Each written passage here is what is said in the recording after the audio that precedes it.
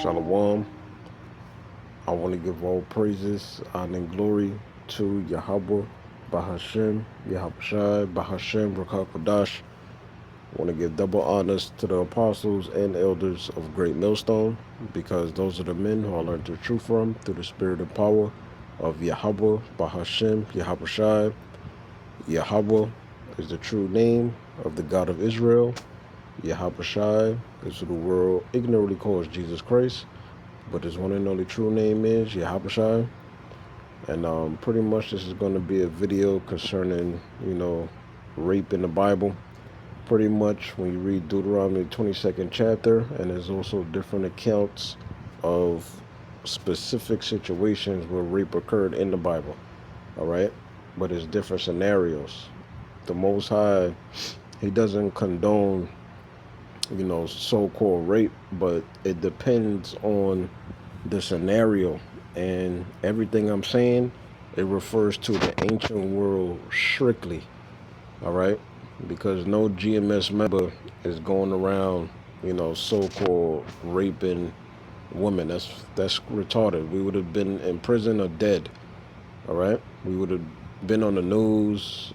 I mean, come on, brothers got wives. Anyways, so Lord willing, this video is edifying. What inspired me to this video is that TGC Ministries, they uploaded that short with the brother, I think he's an elder, I'm not too sure, my bad, Salakia. But pretty much some video concerning R. Kelly, some dumb shit. But I understood, where brothers was coming from. So I'm just doing this video, just mainly just for the channel, just for edification. All right, because we went over this topic so many times. I mean, it's just played out. All these people that come up against us, with being false accusations, being false witness, just lying on us, the way they be lying on us, from the leadership on down.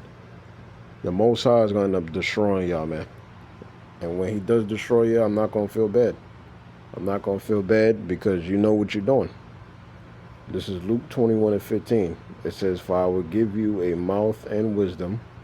What's the mouth and wisdom? The Holy Spirit, through the gift of faith that we have through Yahushua's blood and sacrifice, which all your adversaries, right? Excuse me. The adversaries is who?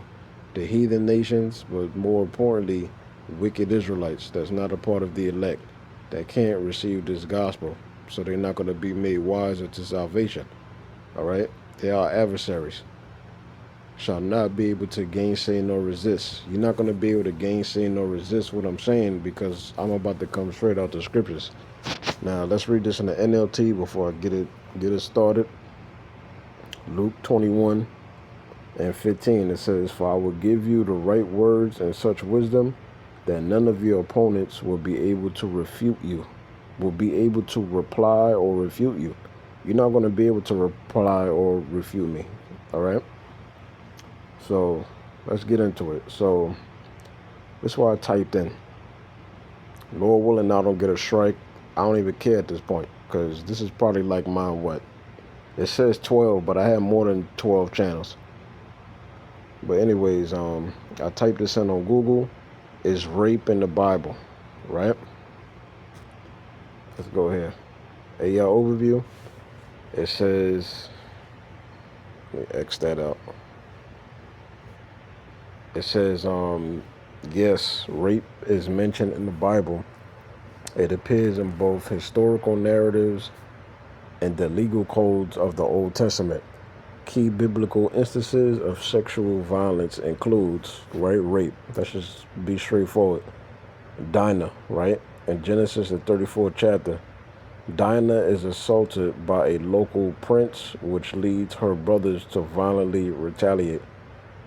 The Most High allowed, and you could read the whole account.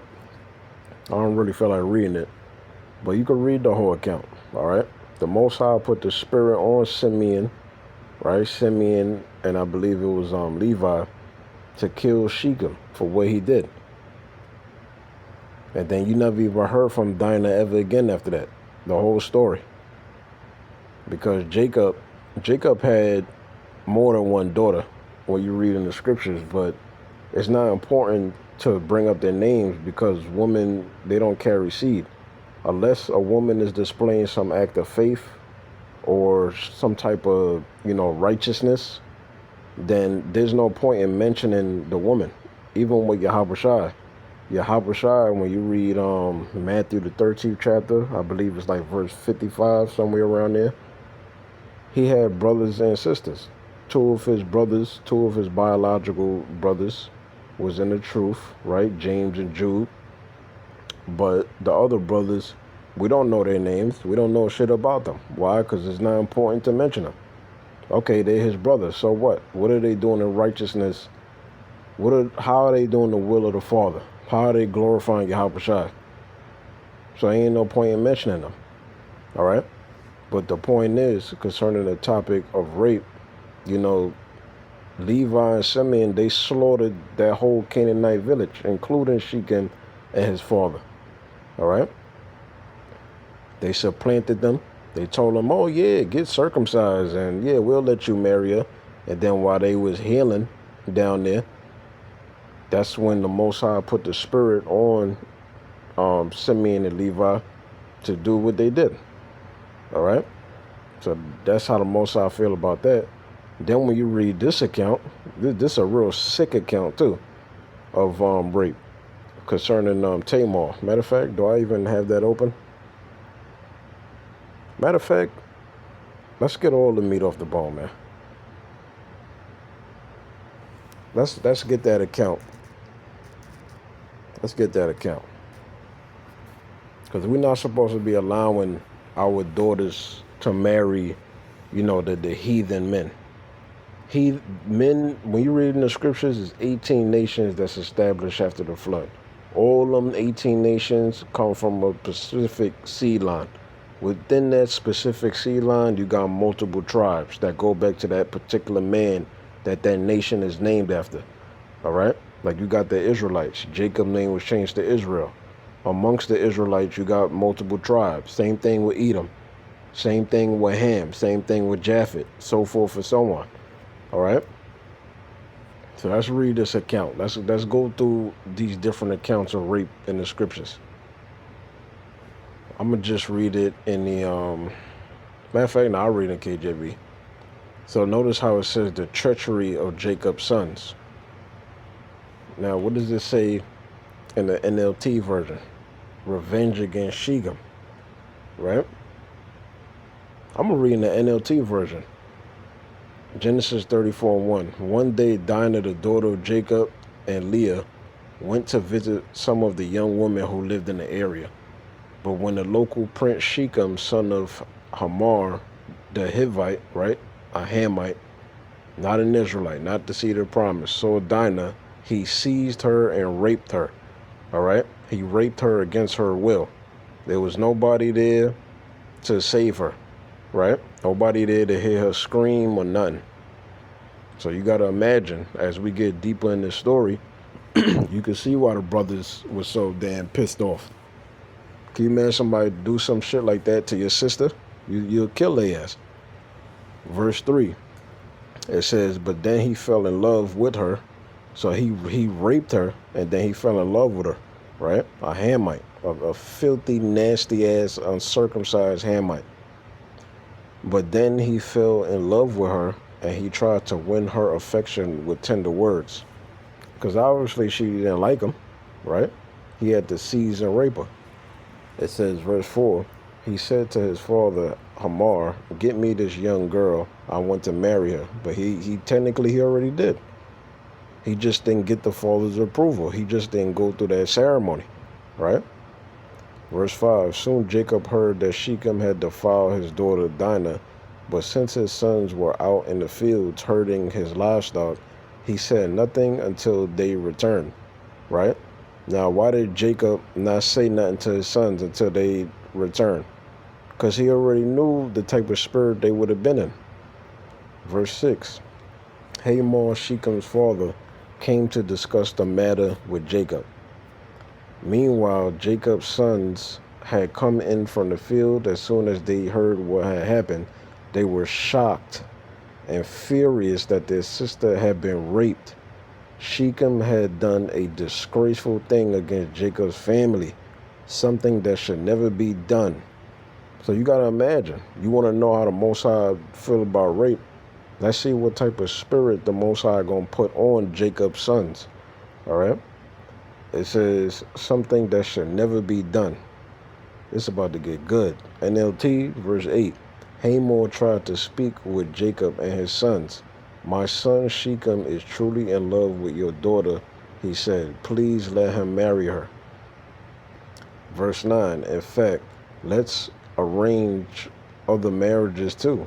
You give us your daughters for your sons. You give us your daughters for our sons, and we will give you our daughters for our sons. Which goes against the law, statutes, and commandments. But, you know, at this time, it wasn't written on stone, but the law, statutes, and commandments, it was more of like an oral tradition thing. It was more of like a common sense thing. You just knew certain things you shouldn't do, like commit idolatry, fornication, right? Verse 10. Because remember, this is before Moses. But verse 10. And what I mean before Moses, the laws wasn't written on stone yet. But verse 10 again. And you may live among us, the land is open to you. So you gotta watch these devils. You know, you gotta watch these Hamites, these filthy, uncircumcised heathen. All right? They talking about the land is open unto you, but really that's code word for we want to control you, right? Let me let the scripture speak. NLT verse 10. And you may live among us, the land is open to you. Settle here and trade with us, and feel free to buy property in the area. Then Shechem himself spoke to Dinah's father and brothers. Please be kind to me and let me marry her, he begged. I will give you whatever you ask. No matter what dowry or gift you demand, I will gladly pay it. Just give me the girl as my wife. But since Shechem had defiled their sister, yeah, he already raped her. What are you asking for? You already raped her, all right? But since Shechem had defiled their sisters, yeah, you defiled her. You raped her. You raped Jacob's daughter. It says their daughter Dinah. Jacob's sons responded deceitfully to Shechem and his father Hamor. Verse 14. Because they was plotting against them. It says, then said to them, we could possibly allow this because you're not circumcised. So here's the supplant. It would be a disgrace for our sister to marry a man like you. Yeah, so you man, that's crazy. Verse 15, it says, but here is a solution. If every man among you will be circumcised like we are, right? Then we will give you our daughters, and we'll take your daughters for ourselves. We will live among you and become one people. They didn't really mean this when they was talking to Hamor and Shechem about Dinah being the wife of Shechem. All right?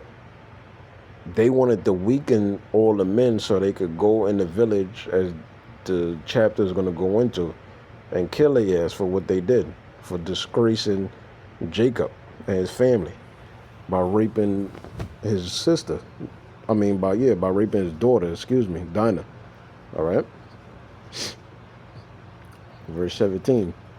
But if you don't agree to be circumcised, we will take her and be on our way. Hamor and his son Shechem agreed to their proposal. The proposal was what? That we'll live among you, we'll be one people, we'll allow you to take Dinah to be the wife of Shechem if you get circumcised, right? That's the supplant. Verse 19, Shechem wasted no time in acting on this request. So you know Dinah had to be beautiful, all right? Probably had long curly hair, brown skin. Beautiful woman, but that don't mean she should be raped, all right? Especially not no Israelite woman by some uncircumcised heathen. Verse 19, Shechem wasted no time in acting on this request, for he wanted Jacob's daughter desperately.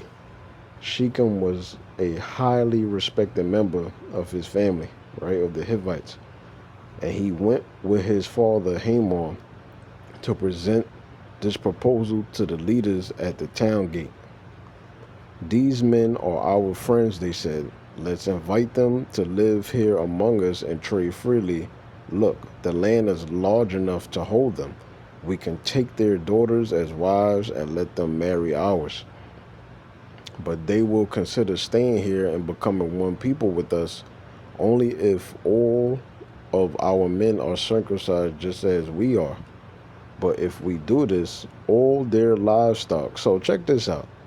You see, this is why the Most High put the spirit on, Jacob's sons to slaughter these disgusting ass uncircumcised heathen.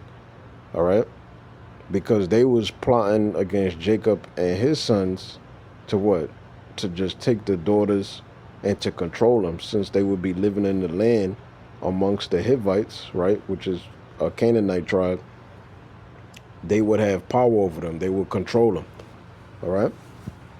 So look how the Most High turned that back against them for what they did.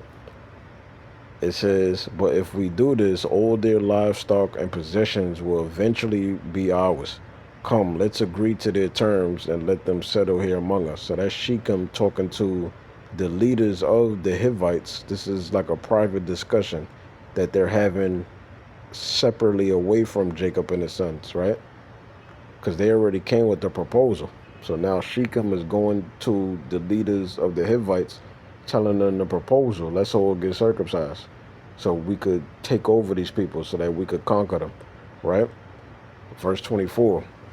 So all the men in the town council agreed with Hamor and Shechem, and every male in the town was circumcised. Now, if you get circumcised as a grown man, you need time to heal down there. Luckily for me, I was born in a Jewish hospital, so, I ain't had to wait that long. All right? Technically, we ain't supposed to wait that long, but, we in a different time period. But as your faith increases, if the Most High put the Spirit on you to display your faith by being a grown man and getting circumcised, hey, do it for your faith. Verse 24. So all the men in the town council agreed with Hamor and Shechem, and every male in the town was circumcised. But 3 days later, when their wounds were still sore, two of Jacob's sons, Simeon and Levi, right, them brothers, who were Dinah's full brothers, so they were close, grew up with each other, right, took their swords, because you gotta imagine, full brothers, that means that they all grew up with each other, so they was close. They probably seen Dinah's face, she probably looked troubled in the face. That shit was probably fucking with them, like, damn, we wasn't there to protect our sister. So let's see what's gonna happen. It says, who were Dinah's full brothers took their swords and entered the town without opposition. Then they slaughtered every male there. So that's how the Most High feel about rape. This is one account of this, all right, including Hamor and his son Shechem. They killed them with their swords, then took Dinah from Shechem's house and returned to their camp.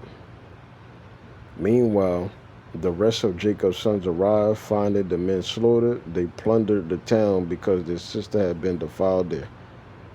All right? So that's pretty much it. Let me just finish the whole chapter up. It says, verse 27. It says, meanwhile, the rest of Jacob's sons arrived, finding the men slaughtered. They plundered the town because their sister had been defiled there. They seized all their flocks and herds and donkeys, everything they could lay their hands on, both inside the town and outside in the fields. They looted all their wealth and plundered their houses. They also took all their little children and wives and led them away as captives. You see? That's how the Most High feel about that. You gotta remember, the Most High put the Spirit on Simeon and Levi to do this.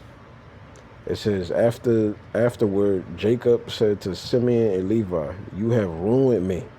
You made me stink, meaning the reputation. You made me stink among all the people of this land, among all the Canaanites and the Perizzites, right, which is another Canaanite tribe. It's like 7 of them. Deuteronomy, the 7th chapter, go into that. It says, we are so few that they will join us and crush us. Yeah, they crush us if the Most High ain't with us. It says, I will be ruined and my entire household will be wiped out. Nope. If the Most High is with us, ain't no nation could take us down. That still applies to this day. But, you know, we waiting on Yahawashi. It says, but why should we let him treat our sister like a prostitute? They resorted angrily, you know? So it's not like the sons didn't respect Jacob. It's just at that time, it's just certain things just got to be done, all right? So that's what the Most High allowed to happen. So that's that account of rape. That's an account where Jacob's sons violently retaliated against these Hivites. All right. Did the Most High punish Simeon and Levi at that specific time? No, he allowed that to happen because that's what he did. He seized Dinah against her will and he raped her. So what was the consequence for that? The Most High put the spirit on Simeon and Levi to do what they did. All right. Now let's get this disgusting account in 2 Samuel 13. And like I said, I did a video on this already, but you know, when I merged the videos up, the parts got like messed up. So I got to do it all over again. That's all. So this is 2 Samuel 13, and I'm going to read this in the NLT as well. The rape of Tamar. Let's see how the Most High feels about rape when you read in the scriptures. It's different scenarios of rape in the Bible. All right. We just read one account where one of Jacob's daughters was seized by force and raped by an uncircumcised Hivite, a Hamite. What was the consequence for that? The whole fucking village got slaughtered. The livestock got taken, their little young daughters, you know, all their resources and possessions Jacob's sons took. All right, Simeon and Levi. Most High ain't punished them for that. So now let's read this account of rape. 2 Samuel 13:1, the rape of Tamar, NLT version. It says, now David's son Absalom had a beautiful sister named Tamar, and Amnon. I want you to focus on Amnon, because this is the wicked ass dude that raped his so-called half sister. All right. Disgusting. It says, I'm going to read it again from the top, NLT, 2 Samuel 13:1. Now, David's son Absalom had a beautiful sister named Tamar, and Amnon, her half-brother, fell desperately in love with her, right? Half-brother. It says, technically ain't no such thing as half-brother, but, you know, probably had a different mother. David had a lot of wives. Verse 2, NLT, Amnon became so obsessed with Tamar that he became ill. So just using the extrapolation, she had to be very beautiful, but you know, this dude is obsessed with his half sister. But it says Amnon became so obsessed with Tamar that he became ill. So this dude was thinking about her too much. She was a virgin, meaning she was a young woman of marriageable age. She never been with a man, right? And Amnon thought he could never have her. But Amnon had a very crafty friend, his cousin Jonadab. He was the son of David's brother Shimea. It says, one day Jonadab said to Amnon, what's the trouble? Why should the son of a king look so dejected morning after morning? So Amnon told him, I am in love with Tamar, my brother Absalom's sister, right? It says, verse 5, well, Jonadab said, I'll tell you what to do. Go back to bed and pretend you are ill. When your father comes to you, ask him to let Tamar come and prepare some food for you. Now, keep in mind, this is a crafty plan. Because it just told you in verse 3 that Amnon had a very crafty friend, his cousin Jonadab. So this is Jonadab's crafty plan, so that Amnon could get what he want. He could get closer to Tamar. Verse 5 NLT, it says, continuing on, it says, when your father comes to see you, ask him to let Tamar come and prepare some food for you. Tell him you'll feel better if she prepares it as you watch and feed you with her own hands. Verse 6, so Amnon laid down and pretended to be sick. And when the king came to see him, Amnon asked him, please let my sister Tamar come and cook my favorite dish as I watch. Then I can eat it from her own hands. So freaky as shit.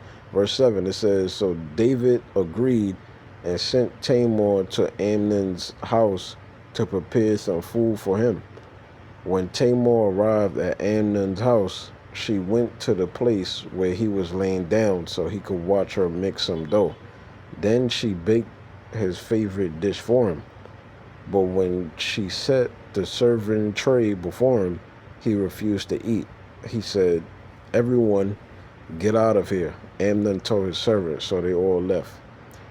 Then he said to Tamar, now bring the food into my bedroom and feed it to me here. So Tamar took his favorite dish to him. But as she was feeding him, he grabbed her and demanded, come to bed with me, my darling sister. It says, so this is Tamar's reply. She said, no, my brother, she cried, don't be foolish. Don't do this to me. Such wicked things aren't done to Israel, because he's breaking the law. All right? Ain't about, oh, this is my half sister. No, that's your sister, because who's her father? King David. All right? And then who's Amnon's father? King David. So this is some wicked ass shit. This is fucking incest going on. It says, you're not supposed to find your sister, attractive. But anyways, it says, verse 13, NLT, where could I go in my shame? And you would be called one of the greatest fools in Israel. Please just speak to the king about it, and he will let you marry me. It says, but Amnon wouldn't listen to her, and since he was stronger than she was, he raped her. Then suddenly Amnon's love turned to hate, and he hated her even more than he had loved her. Get out of here, he snarled at her. No, no, Tamar cried. Sending me away now is worse than what you've already done to me, because he raped her. She didn't want to do that. He raped her against her will. She was a virgin though, so she don't want to be sent away, because now technically that's his wife now, right? And if she goes away and then she has sex with another man, technically that would be adultery. So she's thinking about all this, right? She's thinking about her status. She's thinking about everything amongst the people, right? So this is her reply after being raped. And he told her to get out of there, right? So she says, no, no, Tamar cried. Sending me away now is worse than what you've already done to me. But Amnon wouldn't listen to her. He shouted for his servant and demanded, throw this woman out and lock the door behind her. So the servant put her out and locked the door behind her. She was wearing a long, beautiful robe, as was the custom in those days for the king's virgin daughters, because they had different apparels for different things. Like, for an example, like prostitutes, harlots, they had a certain type of apparel, all right? It's just like today. Even though things is westernized and pretty much, Greek and Roman fashion on steroids, right? But it's still different apparels. Like, you have an apparel going to work, a uniform, or let's just bring a woman, strip club, a woman dressed promiscuous, or she may have a secretary job. It's different apparel for different things, right? So it says, verse 19, NLT, but now Tamar tore her robe. She tore her robe and put ashes on her head, which is a sign of mourning. That's things that we used to do. And no, they wasn't fucking celebrating Ash Wednesday, all right? We used to put ashes on our head. The men used to like trim their beard or cut their beard off or pluck the beard out. It was a sign of mourning. Cutting the head bald, it was a sign of mourning. All right. So it says, and then with her face in her hands, she went away crying because she got raped against her will. She can't believe what the hell just happened. It says her brother Absalom saw her and asked, "Is it true that Amnon has been with you?" "Well, my sister, keep quiet for now, since he's your brother." See, that's what's so fucking wicked about it. All right? Let's see what the Most High, let's see how the Most High feel about a virgin Israelite woman, you know, being raped. In this case, by her brother. Because there's different scenarios of rape. All right? Verse 20. Let's see how the Most High feel about it. Let's see if this guy is going to live through this chapter. Verse 20. Her brother Absalom saw her and asked her, "Is it true that Amnon has been with you?" "Well, my sister, keep quiet for now, since he's your brother. Don't you worry about it." So Tamar lived as a desolate woman in her brother Absalom's house. When King David heard what had happened, he was very angry. I don't blame him. It says, and that, you know, that's proof. Just because you got a prophet or a king that's righteous, that don't mean his kids is automatically going to be righteous.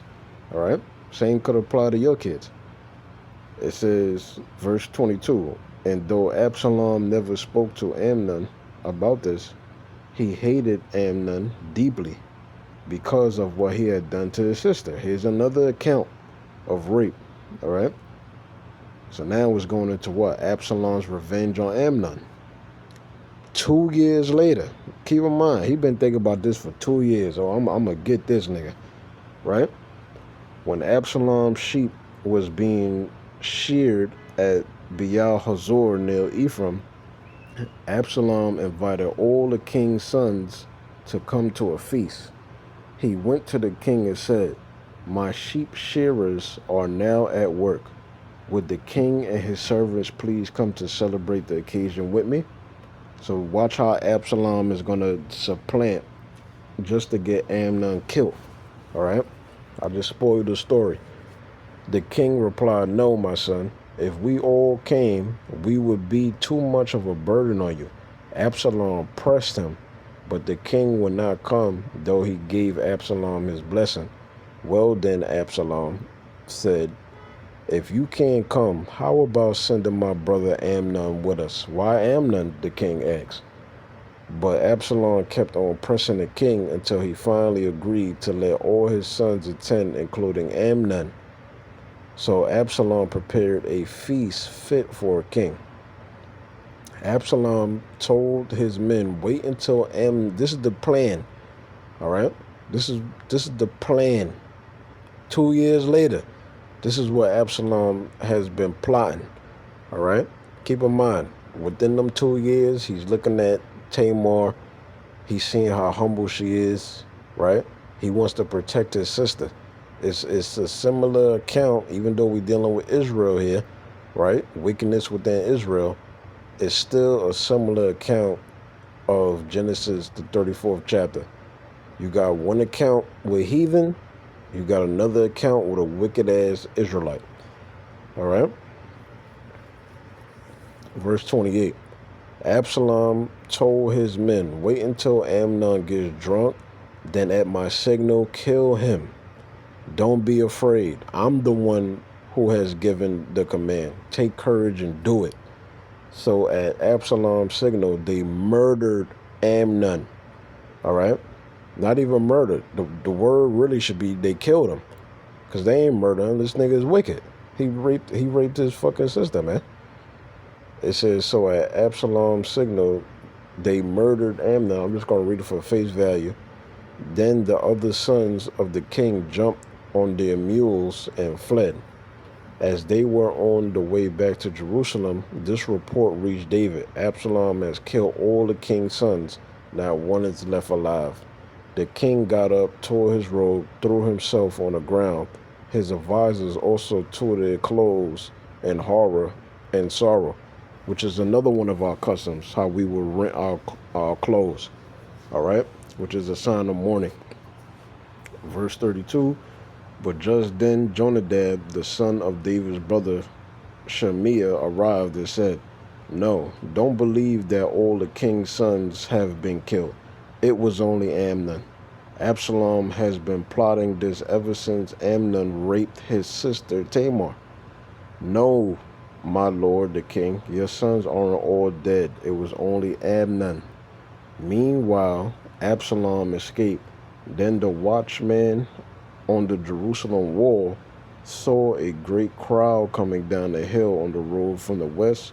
He ran to tell the people, I see a crowd of people coming from Horonaim road alongside the hill.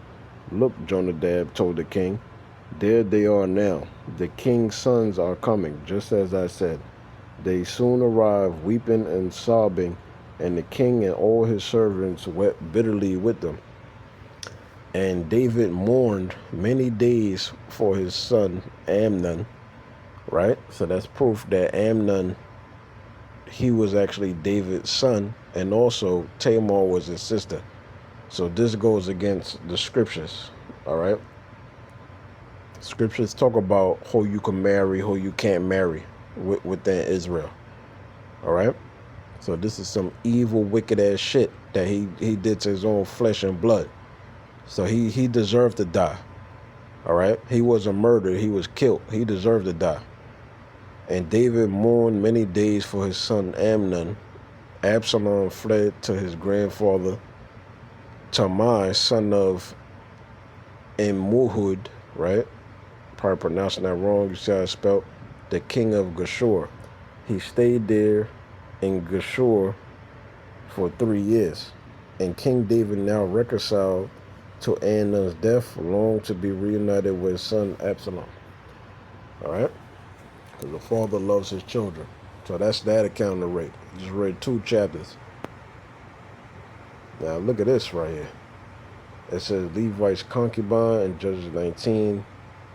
It says, I don't really got to get that account. That's, pretty much he chopped the body up and sent all the body parts among the 12 tribes of Israel to show that wickedness. All right? I'm not even going to read that. But let's see what else we got here.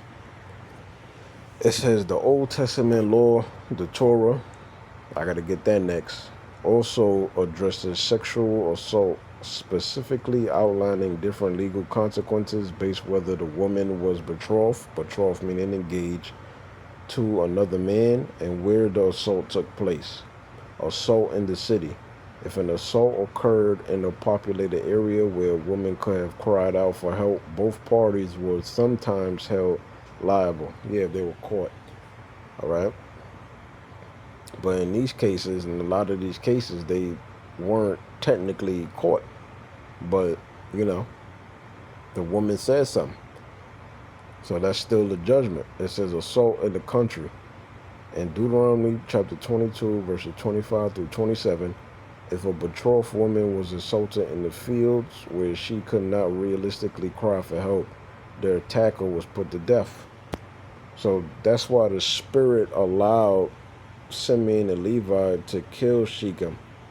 All right, kill Shechem and really the whole village. All right. Also, in the case of Amnon, it's the same type of judgment. Nobody was there to save Tamar from being raped by her own brother. All right, but she told Absalom, and what happened 2 years later? That judgment happened, right? That's why the scriptures say that in Ecclesiastes, the 8th chapter. Though judgment is not executed expediently, scriptures tell you how the Most High, he's slow to anger, but great in power. The judgment comes eventually, all right? You're not going to do some wicked-ass shit like this to an Israelite woman.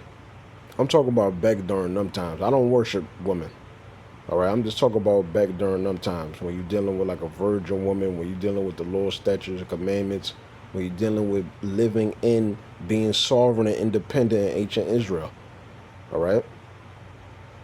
The Most High not going to allow just an Israelite woman just to be raped like that.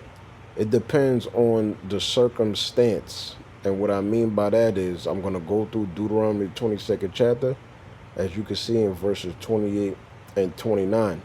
All right? This is a different circumstance. That's why it says it depends on the circumstance. The Most High does not condone rape. All right?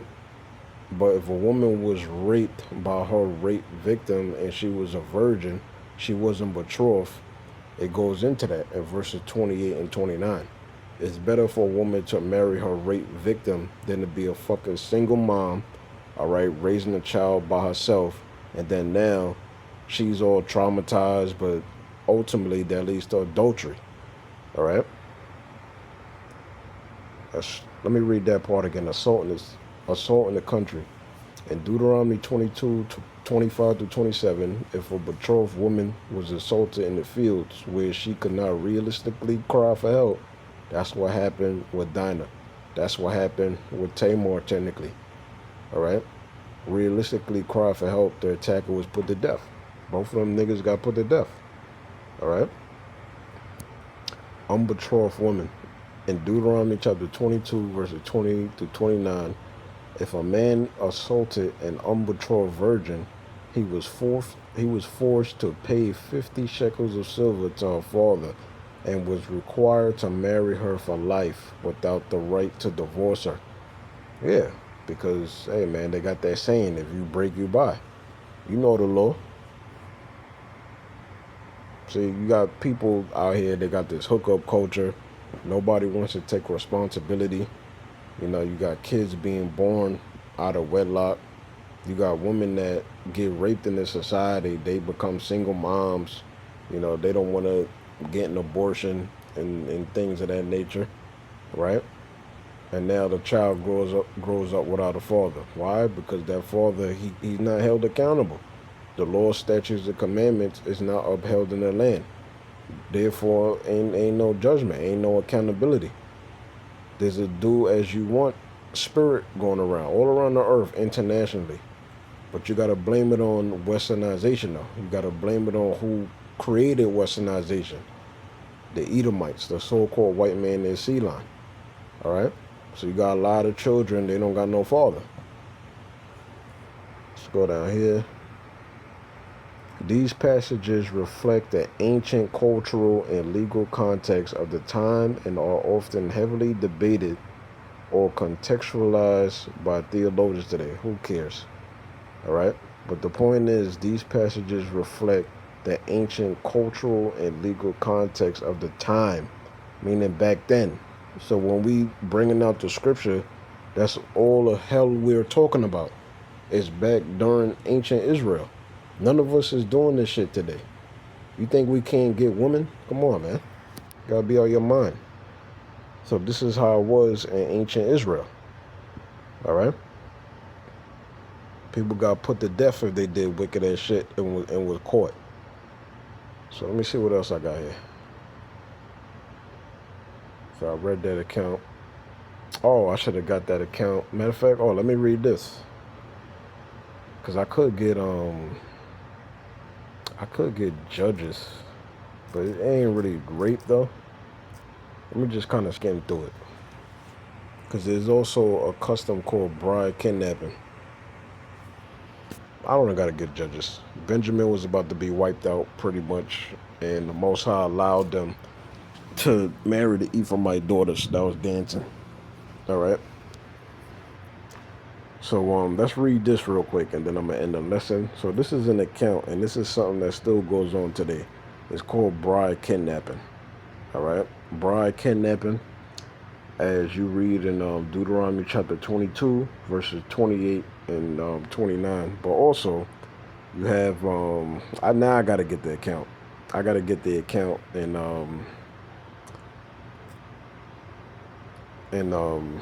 Judges. Actually, no, it's going to actually go into it. I don't really got to read all that. Let's just get down to the point. Bride kidnapping, Wikipedia, right?